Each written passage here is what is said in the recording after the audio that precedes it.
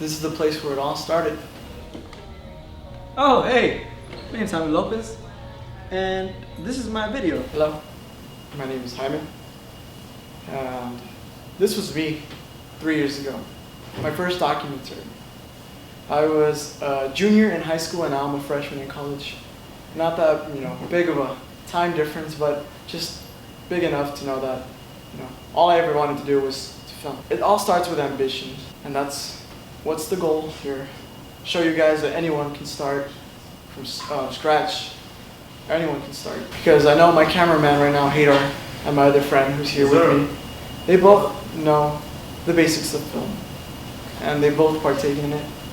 And I just hope that you guys will dive a little bit more into it as I explain more about this world.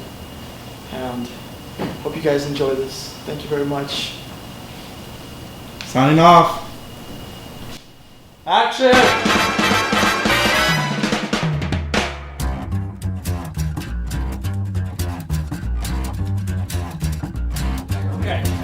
Mando! You just have like a rainbow hat. Mando, Lord of the body. Hey Joey. Yeah, What's up, man? how's it going? How do you like media tech? Pretty cool. Yeah? Yeah, Can you tell me one of the films you made? I tried to work on a music video.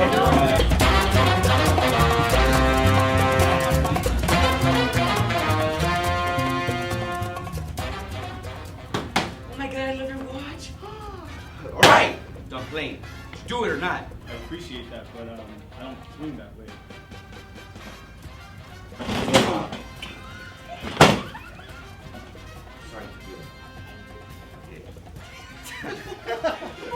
Okay, I'm gonna download it to a different iPad and we'll test it in the next one.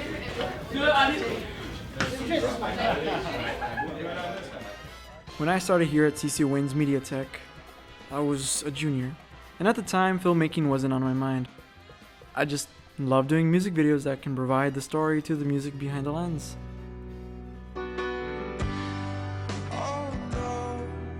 We had about 6 projects that semester, but I managed to finish all 6 within the first 2. I was ahead of the game, and I knew that these videos were like second nature to me. I started to gather ideas and influences from many other videos that I've ever seen.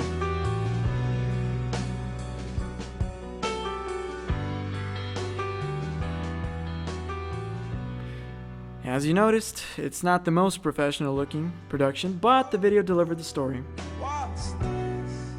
We can all start from scratch, but here are the essentials of becoming a filmmaker.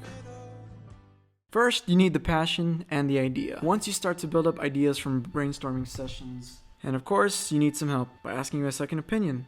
Since it's very important that filmmakers stay open to possibilities. You then find the protagonist, the antagonist, and the situation, the conflict, right?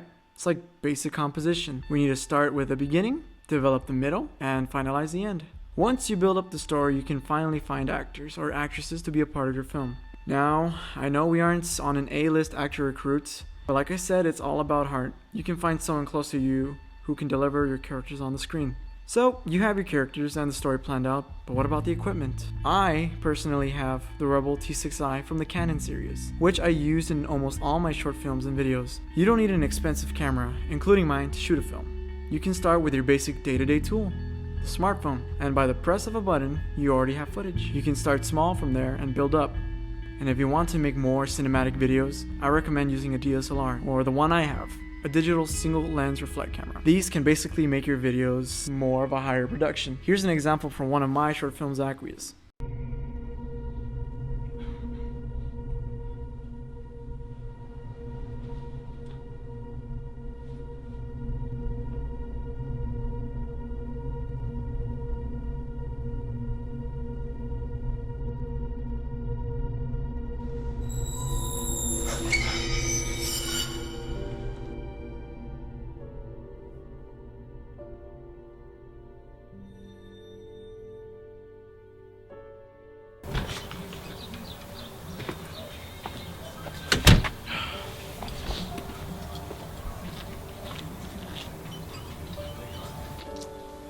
What's up, man?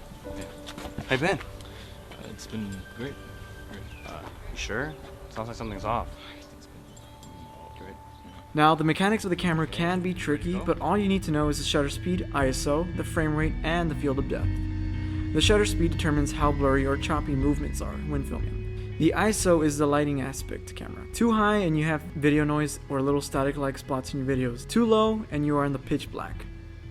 The frame rate is interesting because you can make your videos look very cinematic. Most Hollywood films use this setting in their movies. The standard film uses 23 frames per second. It's a nice mechanic. The field of depth is what makes the background or subject blurry. It can make your film stand out drastically as an independent filmmaker. But, just like the visuals, the audio can also play a huge role in your film. And you don't even know if you did any weed. Besides, weed and LSD, they're not the same thing. Audio can make or break your movie, and sometimes it's inevitable. Your production's audio could have some background noise or background inconsistencies. I've had my fair share of those little bumps. What do we have here?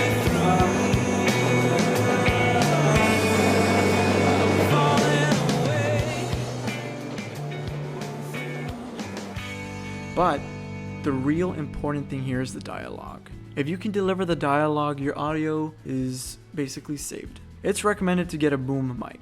But if you're on a budget like me, I mean, come on, you can order a small one under $500. It's called the Zoom mic. It's the one I am using currently. There are many other options, but after all, this is a starter kit. Aside from the game changers, we have tripods, monopods, boom stands that we can use to steady the cam or hold the mic. Now, I know it's important that we learn how to use these equipment, but the real question is, how do we deliver? It's about the story and how it makes sense, how you can deliver with the characters, how you can develop a certain tone, a theme, a meaning to the film that you're watching. It's more than what you can shoot with your hands, and it's more what you can do with your heart. The production schedule. You need to provide a schedule for your filming days, because not everyone is going to be free, or no one has an agent to determine when they could film. Everyone has their own lives, and as an independent filmmaker, that's one of the difficulties of being one. But that's why you have a schedule. For example, Tuesday we're doing Act 1, Scene 1. Thursday we're doing Scene 2, and so on and so forth.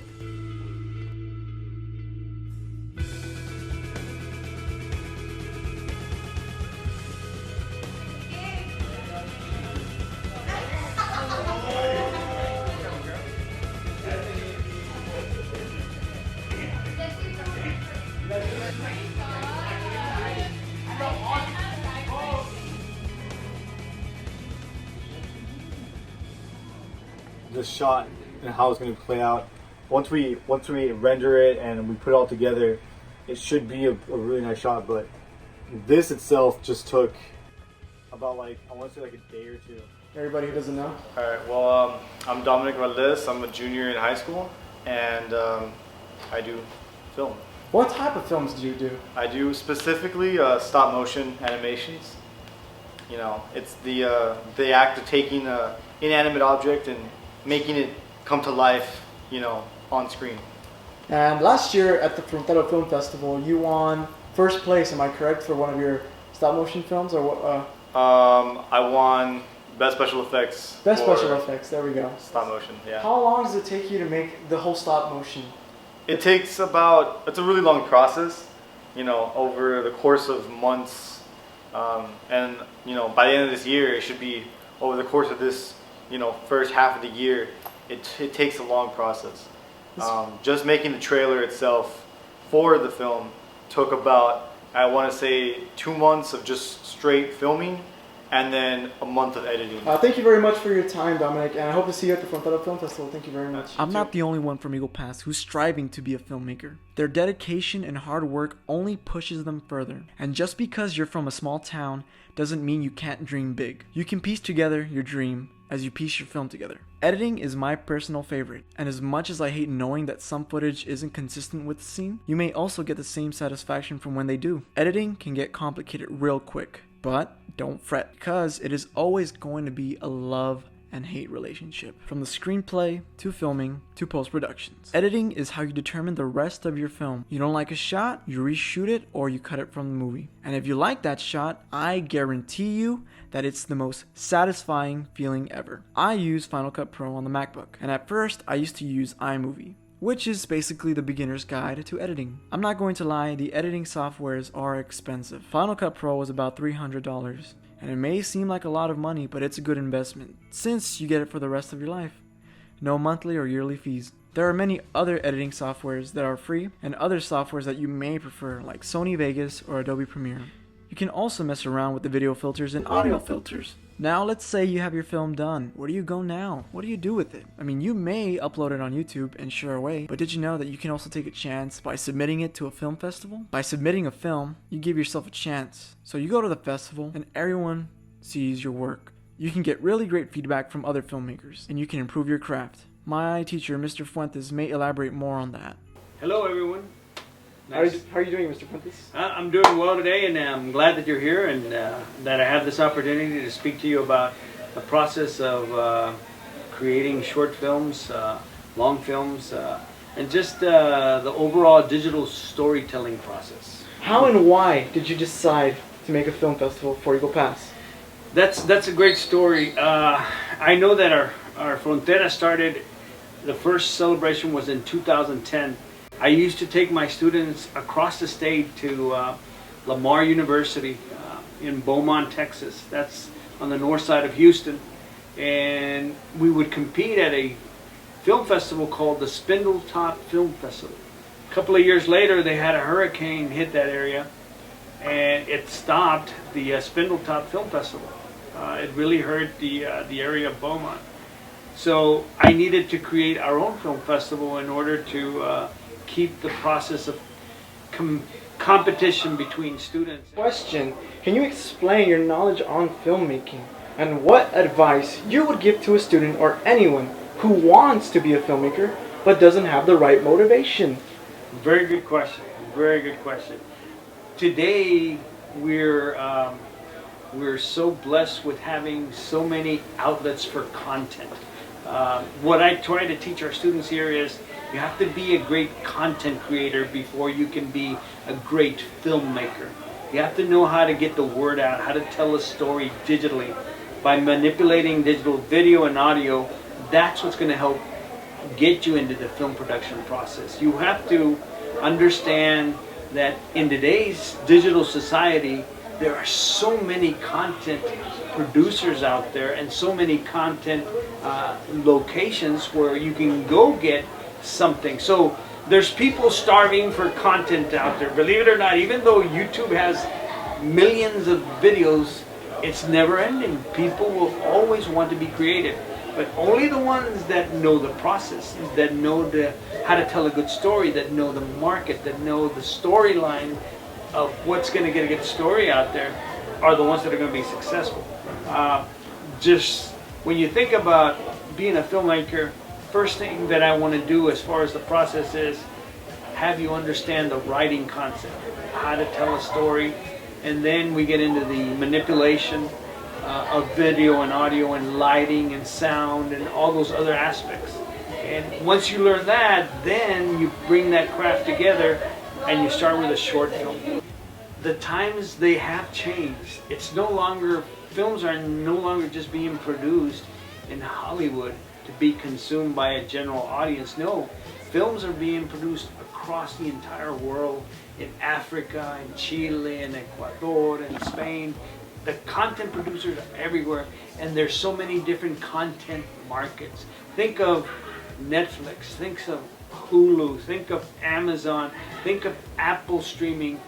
It's no longer just sitting at the cinema and watching it. You can sit at home and watch it. You can watch it on your phone as you're relaxing somewhere. You can watch it under a tree in the backyard, as long as you have good Wi-Fi. But there's so many places for content, and people are starving for content. So that opens up a whole new avenue for, you know, people that weren't able to go to Hollywood or that weren't able to go to, you know, New York. You can be an amazing content creator from any location in America or around the world, as long as you're a good storyteller. And people will listen to you if your content is good enough. And a big proof of that, of course, is YouTube. Yeah, you have people that have amazing amount of followers because of the content that they create. There's also a circuit of short film festivals happening all across the U.S. where films are strictly done only for short films, for film festivals. And that's what the Frontera Film Festival is. It's an outlet for young people's creativity and for people to come together and talk about the art and be creative. All right, well, Cool. thank you very much. I'm looking forward to this year's Frontera Film Festival, as I have submitted 3 entries. And thank you very much for your time, Mr. Fuentes. You bet. Thank you everybody for coming by. We'll see you at the Frontera Film Festival. Filmmaking will always be one of the greatest sources of entertainment and a great way to provide a cathartic experience. Because you can put your emotions into a film, your thoughts, anything, your creativity. And when you work on a film, you work with other people and you're basically a film family. But at the end of the day, you are all working together just for one goal, and that's to finish the film. And trust me, it's more than just the visuals or the technicals or the mechanics. It's about heart. It's about the people you share that memory with. The filmmaking process. You're capturing footage for your film, while your heart and brain captures the memory of an everlasting film.